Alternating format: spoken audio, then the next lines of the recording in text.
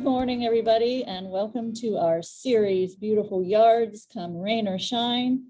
I'm here today with Dr. Bill Lester. He just disappeared himself, but he is hanging around in the background. So if you have any really hard questions, just put them in the chat to me. And if they're really, really hard, I will address them to him. Today in our series, we're going to be talking about harvesting the rain harvesting, how to make the most of the summer rains. And if you will remember, just a couple of weeks ago, I did a class on June 2nd called Feeling Hot, Hot, Hot, and how to deal with your landscape when it's hot and dry. So now it is completely the opposite. And if you look back on that recording, you will see I told you it would be. The rains would be coming by Father's Day, so they started a little early. They're not quite set in there every single afternoon. They're kind of jumbled around, but we are getting plenty of rain, which is wonderful for all of us. So now that we're getting it, mid-June through the end of September, I'd say, is maybe even mid-October, is the rainy season in Florida. So while we have these wonderful summer rains, we're going to discuss ways that we can harvest it, keep it, hoard it, if you were, in our own yards. I am Lilly Browning. I work for Hernando County Utilities. I work for the water department. My program is Florida Friendly Landscaping. This is my email right here.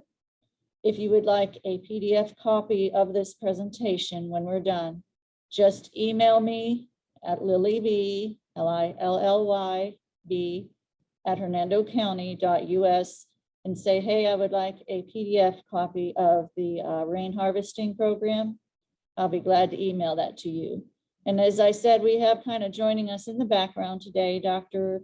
William Lester from Hernando County Extension, the urban horticulture agent. So the way he has set up this program is that you can send a chat just to me. So like I said, if it's a really hard question, I will address it. I'll have Dr. Lester address it for you. Here are the 9 principles of Florida friendly landscaping. And we're going to cover today quite a bit of how reducing stormwater runoff, which in the end does protect the waterfront. What we're going to talk about is keeping as much of the water that nature is giving us on our property, or at least running through our property. That benefits us, that benefits our property. It also reduces stormwater runoff. If all those rains leave your property, they become stormwater runoff as they run through town, and they pick up all of the pollutants that they can possibly find and take them to the nearest waterway. So that's how it protects the waterfront. So not only are we doing ourselves a favor and keeping as much of the water in our yard as possible, it is also a good thing for the environment as a whole. While we're talking about water, let's remind everyone in Hernando County, if you're listening from Hernando County, these watering rules pertain to you. These are your watering days. If you follow the water drops, you are allowed to water before 8 a.m. or after 6 p.m., not and. And also, if you see on the bottom there, even if you have a private well, the only question you need to ask yourself, do these watering restrictions pertain to me? The only question is, do you live in Hernando County? If you do, then yes, these watering restrictions pertain to you. Not so much of a problem right now. And that because why? Because it's raining. Dr. and Lester and I did a home visit helping a widow, because I work for the water department, she wanted to know why her bill was so high. And the amount of water that she was using on her bill was not an excessive amount for someone watering 1 day a week. but she still didn't like, to pay that much. So we saw her and we told her, it is starting to rain now. It's going to rain, Dr. Lester said, really through Halloween. So turn that irrigation system off. What we have backwards in our minds, and we spoke to her daughter on the phone in New York, and I told her this, is that we think irrigation is the main thing that gives our yards water, and rain supplements that. Absolutely turn that around. Irrigation systems were created to supplement natural rainfall. Your landscape should be surviving on natural rainfall, and through this summer, it certainly can. When we're talking about stormwater runoff, let's talk about what is a watershed. Everywhere you go on Earth, you're standing on a watershed. Water is gravity driven. It seeks out the lowest point. It's going to shed somewhere. Now, a lot of it has been disrupted by man-made infrastructure, but it is the area of land where all of the water that is under it or drains off goes to the same place. We have a natural sinkhole called Peck Sink. Everything was within 17 square miles around that, which is off of Wisconsin Road, is trying to drain into this natural sinkhole to go right into the aquifer. And the county has created a different drainage storm ponds to filter out the pollutants and also keep that resource safe. But there are, I believe, 21 different watersheds in Hernando County. We have open watersheds, which are smaller drainage basins that overflow into outlets and eventually empty into the ocean. Then we have closed, and they're going to empty into an inland body of water or perhaps a drainage retention area where they're only going to seep back into the ground to the aquifer, or their water is going to evaporate and go back and start the cycle all over again. Those are the types of watersheds that we have.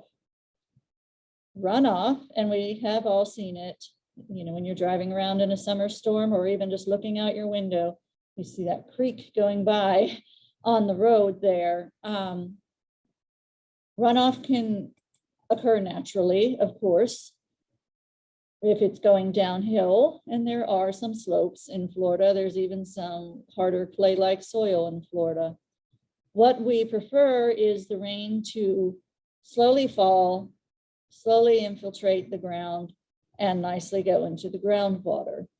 But, we do tend to have, especially in the summer, these intense 20-minute storms, and they do create a lot of runoff. We have exacerbated the problem, of course, by taking some of nature away.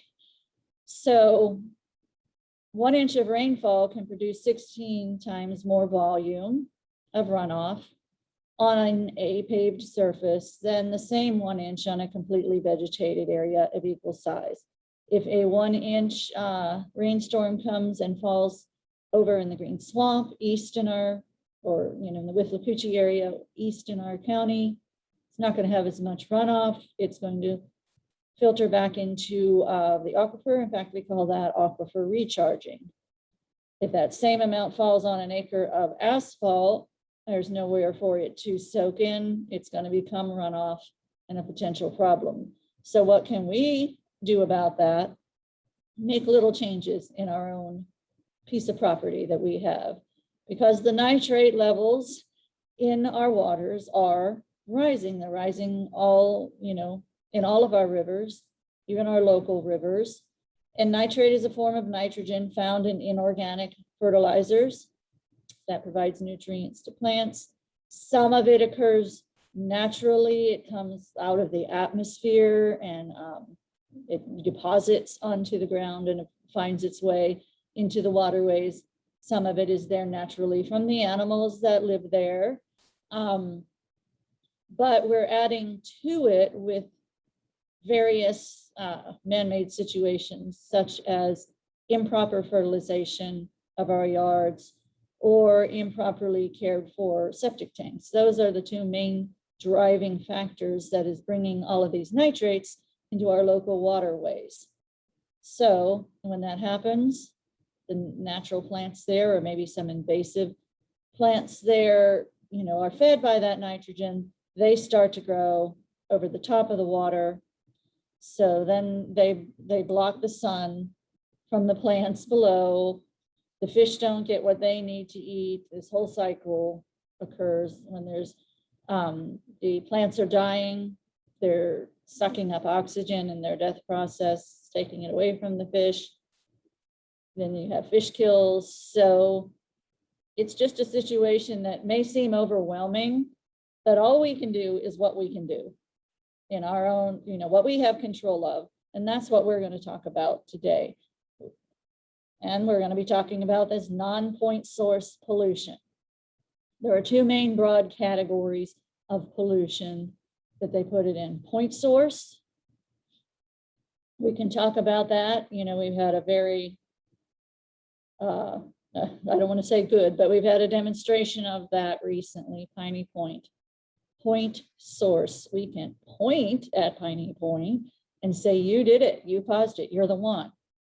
We could point at BP and say, you did it, you caused the oil spill in the ocean. But there are most of the pollution problems. We hear about the big ones on the news. Meanwhile, the everyday practices of everyday people are adding to the pollution problems, coming from all of these different sources and coming from ourselves as well. So again, like I said, what can we control? We can control ourselves. So we're going to talk about, like I mentioned, ways that we are going to benefit from keeping this wonderful rainwater and utilizing it as much as possible in our own yards. And at the same time, we are preventing that stormwater runoff at least as much as we can. And there are various ways to do that and to keep it in our landscapes, protecting the waterfront and keeping the rain where it falls for our own uses. One of the ways, pretty easy and simple, is to install and maintain a Florida-friendly landscape, which is kind of designed and built to absorb runoff and allows it to filter back into the soil. We're going to touch on that here and there throughout the program. A Florida-friendly landscape, if you would like to be certified as a Florida-friendly landscape, you have to have at least 15 for a silver certification. Gold is 25 different species of plants in your yard. And they kind of make sure that because some people may think, well, I don't want a lawn. I don't want to, because, using chemicals and all that. So I'm just going to make a total rock yard or 100% mulch yard. And that's not how a Florida-friendly landscape works. A Florida-friendly landscape, number one, has plants that add to the ecosystem. And the more plants that you have, the more you're going to be able to absorb that runoff and allow it to go back into the soil. We are not anti-turf in Florida-friendly landscaping. But Dr. Lester and I have lots of discussions about turf, and I can, admit to you through this dry spell we just had, we both got really frustrated with the whole idea of turf, in that, well, both of our yards are, as Dr. Lester says, his wife just doesn't want to see dirt. As long as there's something green covering the dirt, that makes her happy. But we have a lot of people in gated communities, or even otherwise, who take so much pride in their lawns looking perfect with no weeds and all one type of turf. And in order to accomplish that in Florida, you're going to have to use more resources. Well, they think they need to use more water than they do. These summer rains are going to be giving your lawns even more water than they need. an inch per watering event is more than your lawn needs. So there's a fine line drawn there, because we can't just arbitrarily say turf is not Florida friendly, because it can be. It goes back to right plant, right place.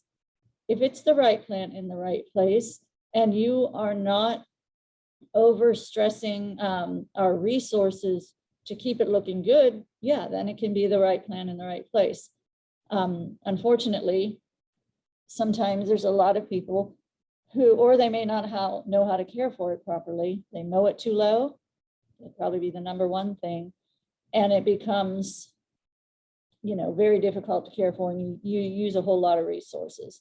So Bahia grass is a pretty drought tolerant turf.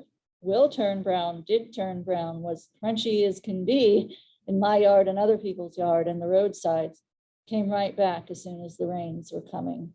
But some people don't like the look of that. But you can also reduce your turf areas. That's probably your biggest beneficial thing you can do in your yard. And a lot of people say that, turf uses so much water. Well, I have yet to see any turf crawl up into a garage and turn on that irrigation system. It is we who put the water on it. And yeah, it does require more water than your trees, your shrubs, the plants in your plant beds. So if you make those plant areas bigger and your turf areas smaller, that's going to benefit in a lot of ways. Mulch is a great attribute to your yard, but you do have to be careful with it. Like water, we all need water to survive, but too much is not a good thing. Too much mulch can be not a good thing. We tend to just want to really bury everything with the mulch. 2 to 3 inches is what you need. And the idea of mulch is to provide, is to break down into the soil, into our sandy soil, and provide some texture to that soil and to help it with its water holding and nutrient holding capacity. Too much mulch up against a plant, if it gets wet, can be dangerous for that plant. If you do that volcano mulching, what we call it, around a tree, several bad things can happen. You can hold all the wetness against the tree, which could cause a fungus, or you can be burying that tree so that the bottom of the tree, what we call the root flare, is not getting any oxygen. The roots will start growing the wrong way to try and find that oxygen. They'll start circling and growing upwards. Then you have a very weak tree. So mulch is very good, but be very, very careful with it as well. You only use 2 to 3 inches, pull it away from the plants. And if you have the opportunity that you're doing new kinds of landscapes around your yard, reducing the amount of paved surfaces is always very helpful. You can create paths in your yard, and you don't have to put cement, asphalt, anything like that. You can use these pine needles, you can use mulch, you can even just use stepping stones. If you live way out in the country, sometimes even these gravel driveways are a great idea. You can use gravel or shell for walkways as well. If you want to get fancy with a driveway, you do need to get permits for driveways in Hernando County, but this is just an interesting one that I found, and that on the bottom here, that lets the water soak through. Pavers and bricks are much better at letting some of the water permeate through rather than a cement driveway. Now, don't go and rip out your perfectly good cement driveway, fill up the landfill with that. But if you have the opportunity for a new driveway, think about pavers, think about bricks.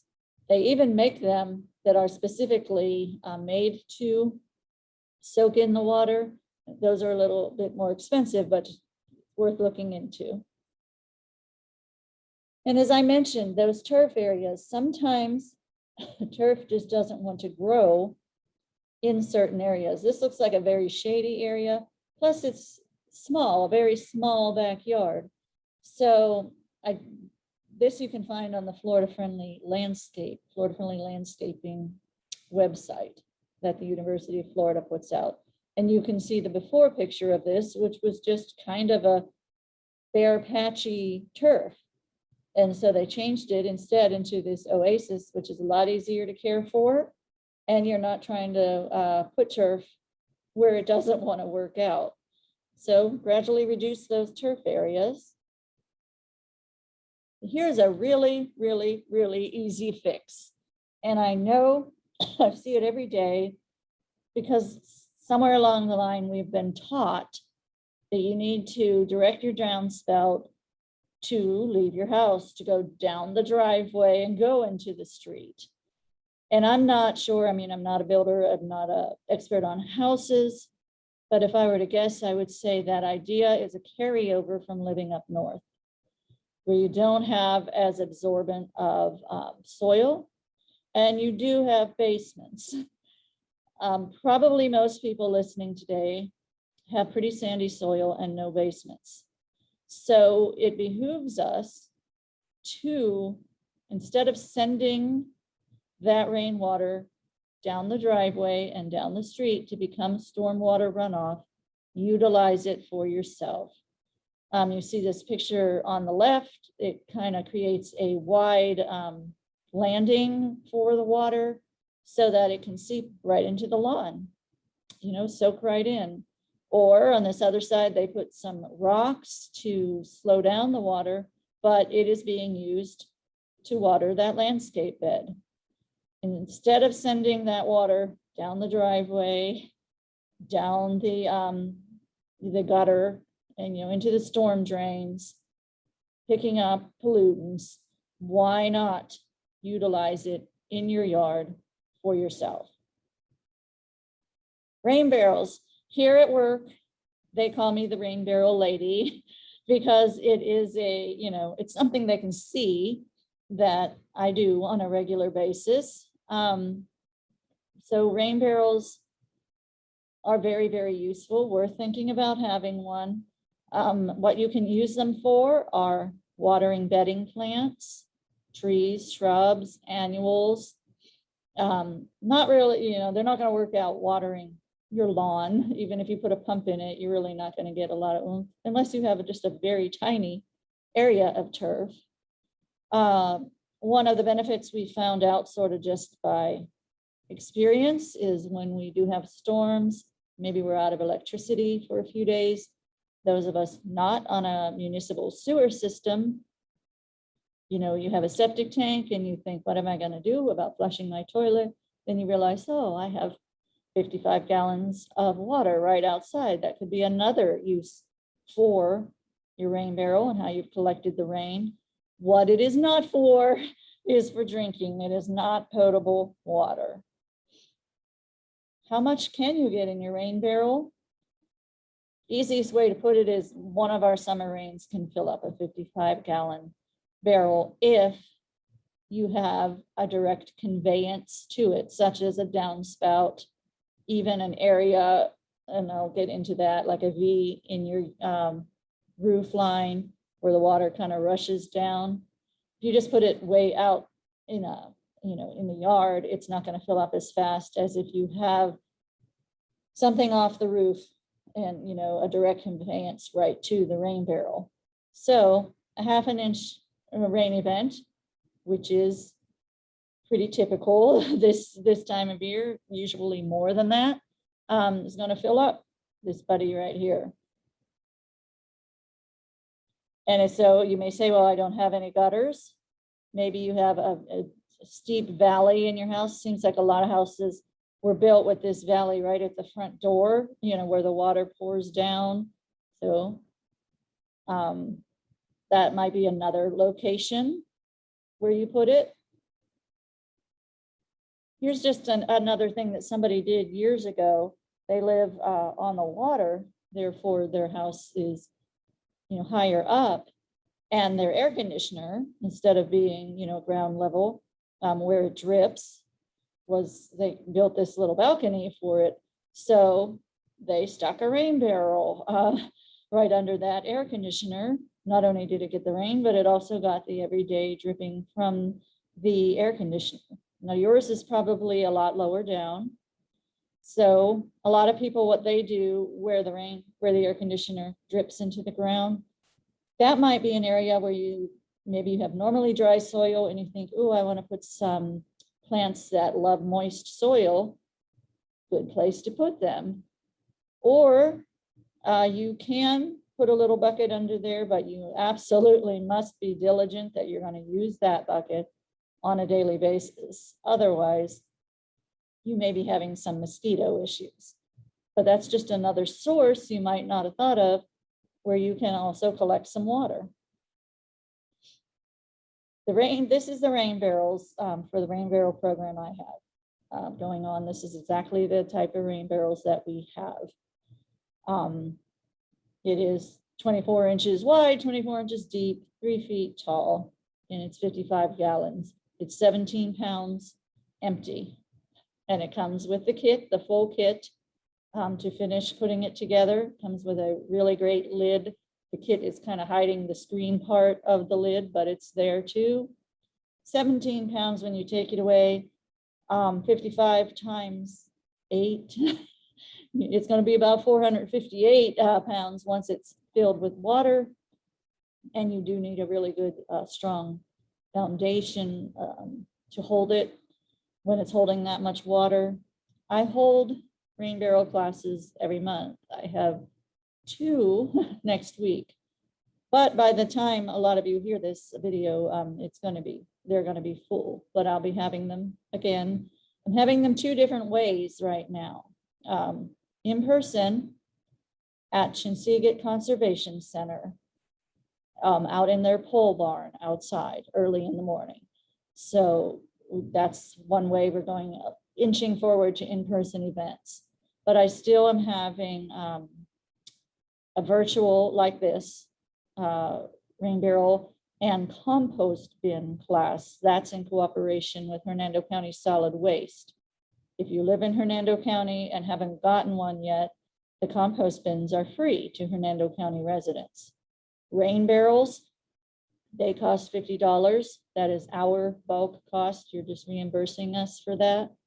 If you are a customer of Hernando County Utilities, you will get a $25 rebate on your water bill, a credit on your water bill for attending a workshop and taking the rain barrel home and installing it.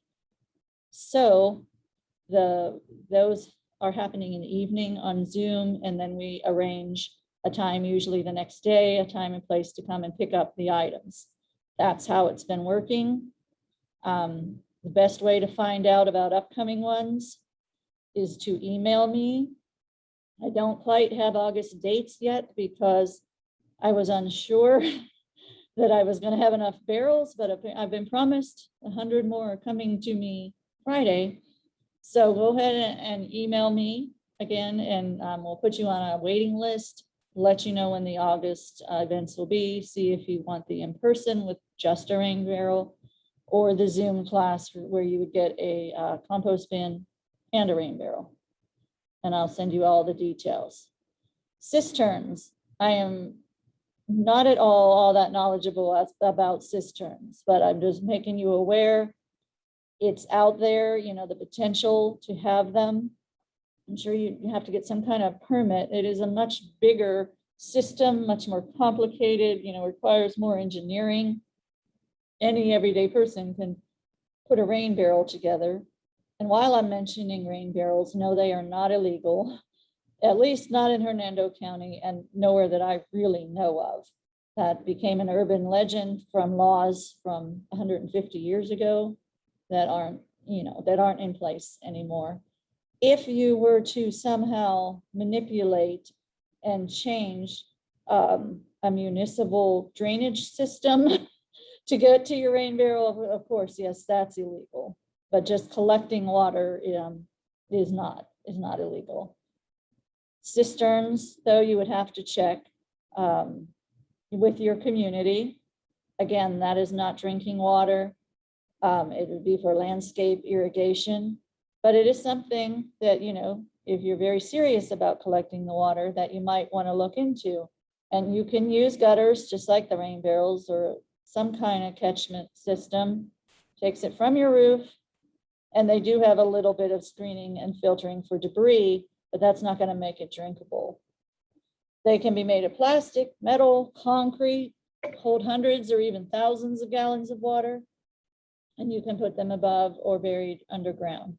The University of Florida does have publications on cisterns. If you want to start researching that, you can just Google cistern UF for University of Florida, and they will have blogs and publications and resources to help you with that.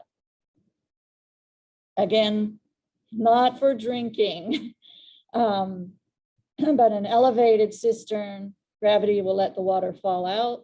Otherwise, you would need some kind of pump to bring it out.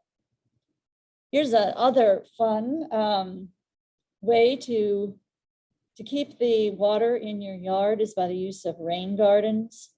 And I'm going to try and work into my schedule an addendum to this program, a pre-recorded program I'm going to do on rain gardens specifically. And I call them in that program aquifer recharge gardens, because that is really what they are. And they sound complicated, but they're not. All you really need to do, this graphic shows you, you follow the water as it comes off your roof, and where's it going? And where's it trying to leave your yard? And at that point, you would just, depending on the slope of your yard is how big or deep you make the rain garden. It can be as small as just digging down 4 inches. Usually they make like a kidney shape. So there's a higher berm that will stop the water there. What you are trying to do is keep the water there long enough for it to soak into the ground. You're not creating a pond or a water garden in any way. It is just almost like a mini drainage retention area that you fill up with pretty plants, because we just discussed that plants really help absorb all that water as well, and stop it from leaving your yard and letting it infiltrate into the groundwater. Here's an example of one. This is at UF, and you can see it's not that big of a deal. They just they dug down a little bit. But you don't want to, if you have an area in your yard that always holds water, that's not where you want your rain garden to be. You want it to be in an area that allows the water to seep through into the aquifer.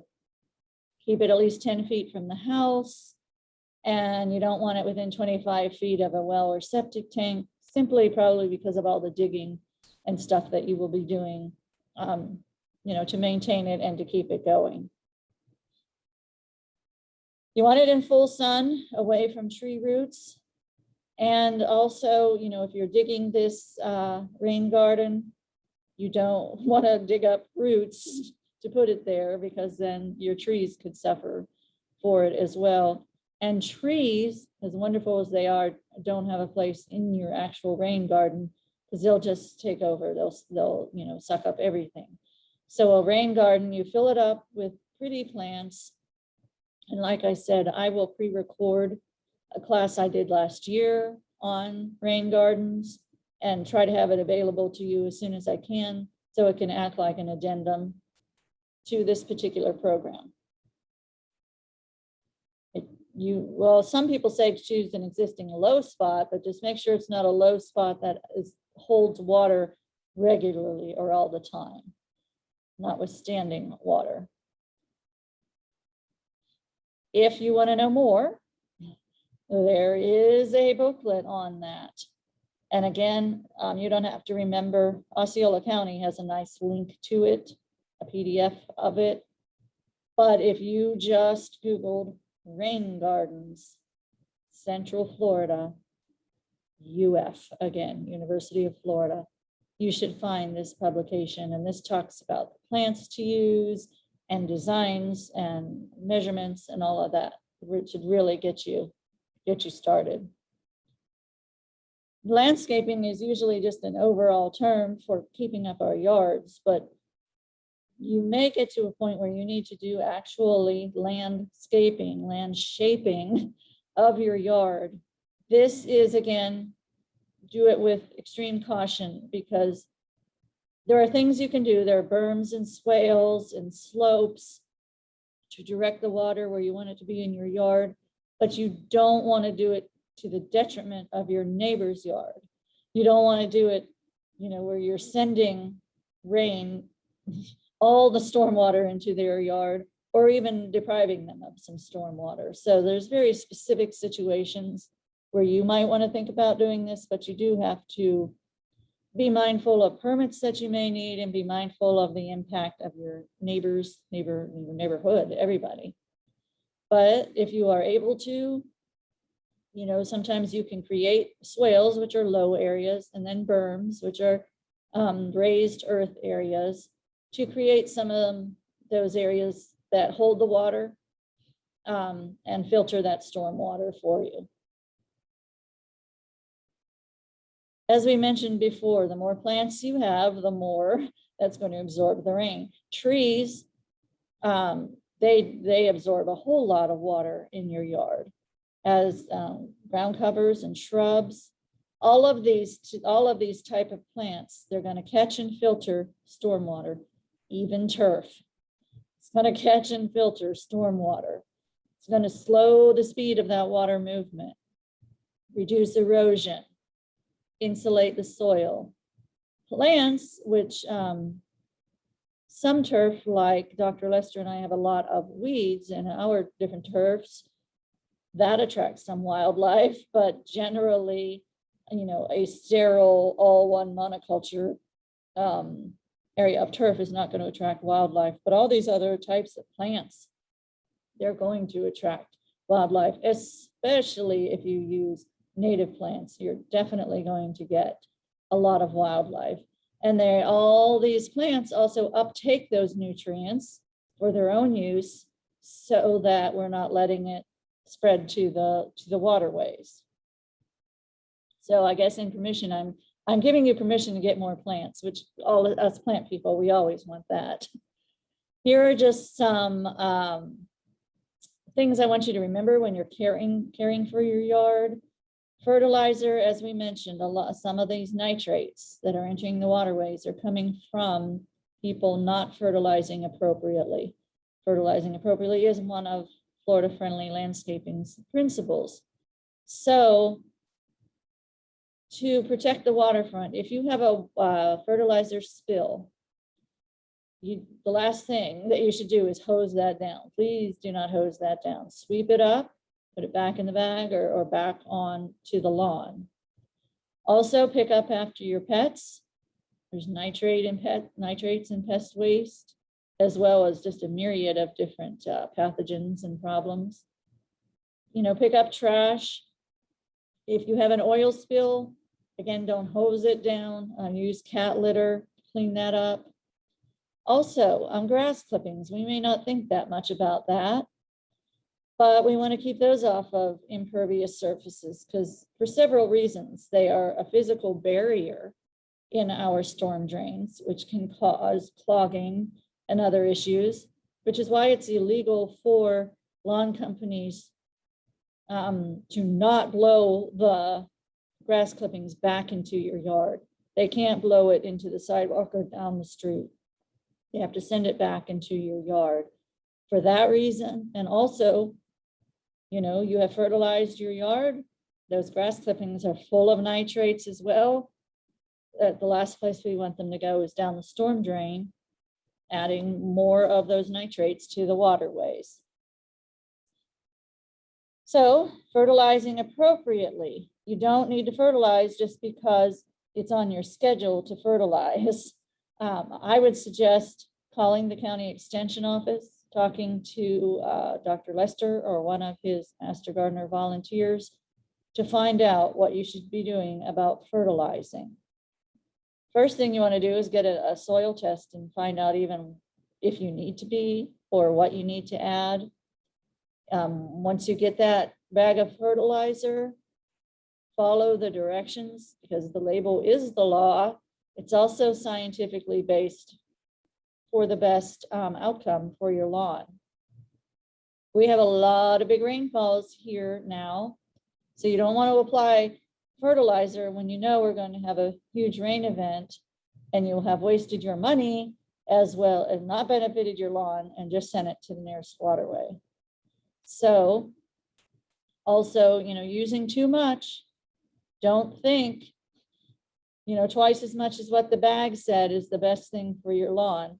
It is not the best thing for your lawn, and it can be wasteful. It can run off or even leach down into the waterways. And I didn't put on here, but I'll just throw out there, Florida Friendly Landscaping does not recommend the use of weed and feed, especially this time of year, herbicides when it's so hot. That's a very tricky game to play with your lawn, and you can, the heat and the chemicals and herbicides, you can end up killing your entire lawn. So my best thing to tell you to do is to contact the extension office here in Hernando County or whatever county you're in before you head out to fertilize your lawn. Same thing goes, reduce your pesticides and herbicides use. Don't broadcast treat your yard. Spot treat only where you have a problem, but first find out if it is a problem, and if it is, find out the appropriate way to treat it.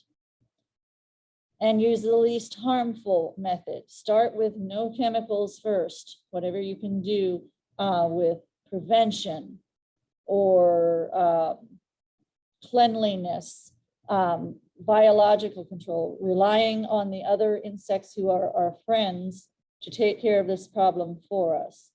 If we get to a point where we decide, with the help of extension, that we need a chemical, follow all of those directions on there.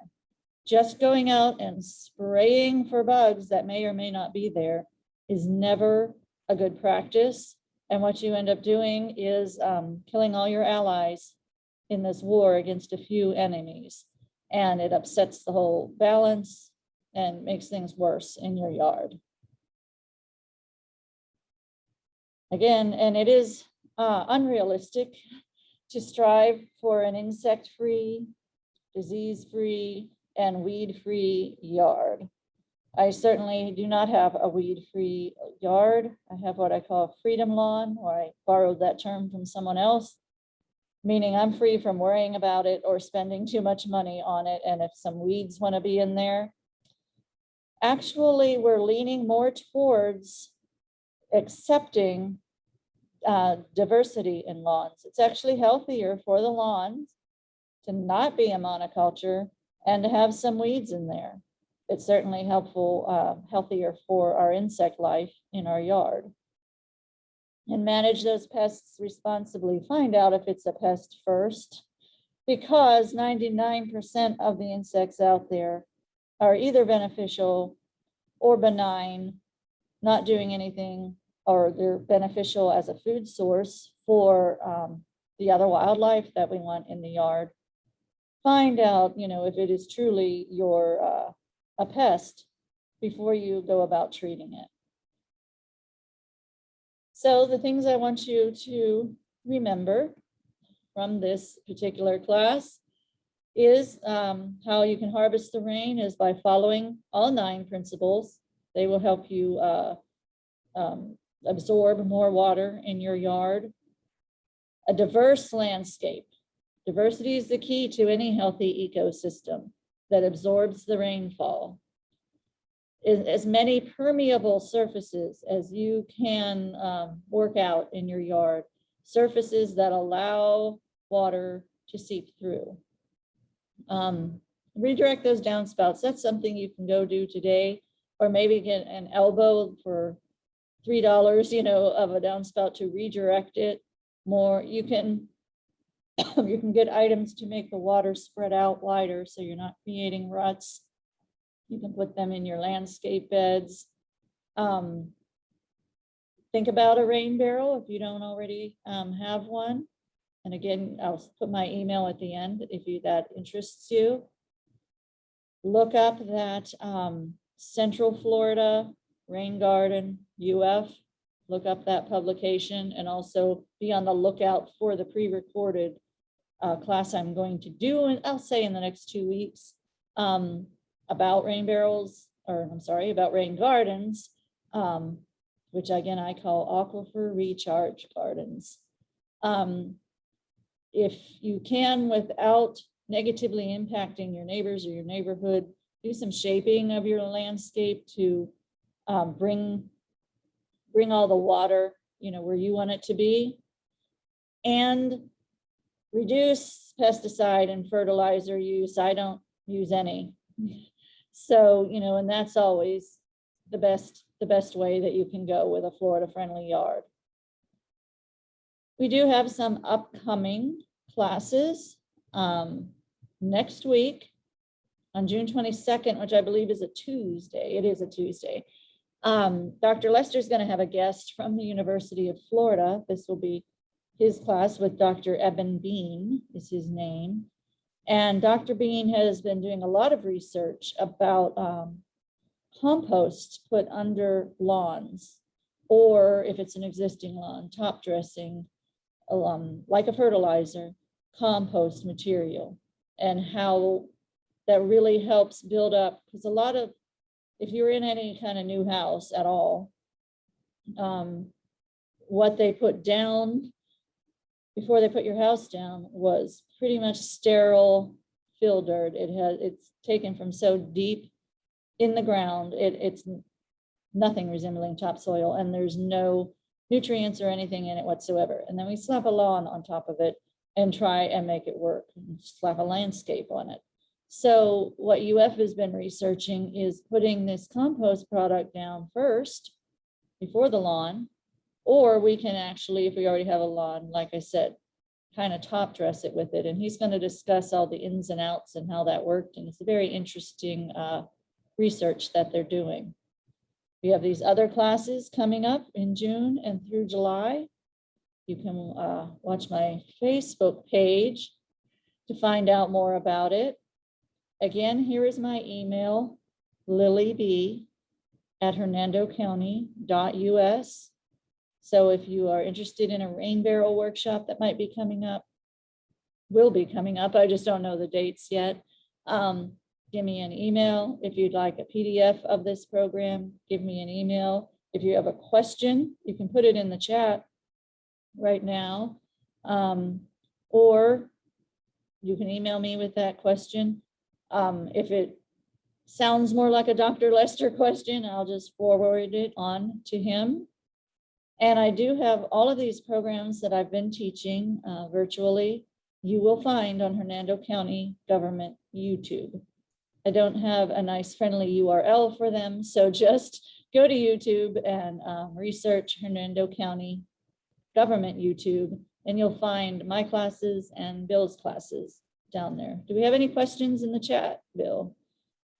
Yeah, if anybody has any questions, just go ahead and look at the bottom of your screen and click where it says chat and go ahead and type them in.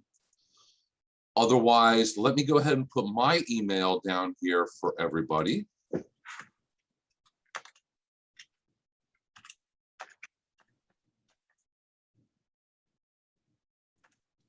Will they be able to see it? It says from me to everyone, so okay. They should. Right. Okay. If you're happen to be watching this recording, I'll give you his email. It's wlester, Lester, at ufl.edu. Yes, and that is by far the best way to get in touch with me and get an answer to a question. If it's a lawn and garden or plant question, send photos. A lot of times we can identify things from photos, or at least we have an idea of what we're working with. And if we need a physical sample, we'll let you know. Mm-hmm. Yeah, and Dr. Lester and I have every Thursday a virtual plant clinic, and you can find that on my Facebook page as well as his Facebook page, which is The Hernando short name, EXT, right? that is correct. Hernando EXT, short for Hernando Extension, is our short Facebook name. So if you go on Facebook and you look that up under the little search bar, you'll find us. Follow our page, like it. Every time we have a class coming up, we share it. We share a lot of information about new pests and diseases. I record a lot of our other classes also. So between our Facebook page and Lilly's, you'll find all of them. Yep, and you'll learn so much Just a about wealth of resources. landscaping in Florida. Yes, so Thursdays at 10 o'clock, we have a live virtual plant clinic, which means we're just talking to people and they're sending pictures and their questions. And even if you don't think you have questions, sometimes it's nice to sit on and listen, and you'll learn things that you didn't even think about, and you're like, oh yeah, that's true. I wanted to know about that too. So, Yeah, we have people tune in from all over the state and sometimes from all over the country. And yes. we'll get questions about South Florida tropical fruits and plants you can grow up in North Florida and Michigan roses and everything in between. So it's a good way to learn some pointers and tips. And we'll get off on the conversations about how to grow bananas or how to grow papayas or something like that. So it's a lot of really good information. Yes. And like you said, with the rains happening right now, both Dr. Lester and I are in agreement. Go to your garage and turn that irrigation system off. Yes, unless you know that you have a functioning rain shutoff device and it's set correctly so that if you get a reasonable amount of rain, it will click and turn off the irrigation. If that works, you can just use that because that is what it is designed for and made for. Right. But if any of that does not work correctly, you need to go to that little box in your garage, find a little switch and click it to off. Because my guess is we're going to be getting regular rainfall from now until about Halloween. Sometimes we'll get a dry spell during the summer. You may have to go out there in a month or so and turn it on once or twice. But as a general rule, you're not going to need much irrigation for the rest of summer. Rainfall is going to be more than enough for your lawn because, guys, we're not growing lowland bog rice here. We're growing lawns. And your lawn doesn't need 10 inches of water a week. So rainfall is going to be more than enough for it. Yes. And again, I'll just, leave you with the rain is what is supposed to keep our yards alive. If we have an irrigation system, it may be because it needs a little supplemental help every now and again. So hopefully these tips I've given you, will help you keep that rainfall in your yard. And people think that turf needs way more water than it does. And as I mentioned, about an inch, 3/4 of an inch per watering event. Everyone wants to know in practical terms what that means as far as time to put on their irrigation zone. So before we leave, Dr. Lester, why don't you tell them how they can figure that out, how they can figure out that inch, how that equates to the time for their irrigation zone? Sure, you need to test your irrigation system zone by zone. So figure out where zone 1 runs, where is it watering, and put out either tuna fish cans or cat food cans or small containers or rain gauges and run the zone for the amount of time that is set for right now. When it's done, you're going to go over and measure the amount of water in those containers. And every time you water, you should put down between a 1/2 inch and 3/4 of an inch per irrigation event per zone. So if you go out there and you measure what's in little cans and it's only 1/4 inch, you need to turn the time up. If you measure it and it's 2.5 inches, you need to turn the time way back. So people will ask me, if I set my sprinkler systems for 30 minutes or 10 minutes or 70 minutes, is that correct? That tells me absolutely nothing. We need to know how much you're putting down because the amount of time varies widely depending on how big of an area it is, what kind of sprinkler heads. Some heads put out a lot of water, some a little bit of water, some cover a big area, other ones a very small area. So it really depends. You have to go out there and test it yourself zone by zone. And if you do that here in Hernando County during the day, you won't get a ticket for watering at the wrong time or wrong day.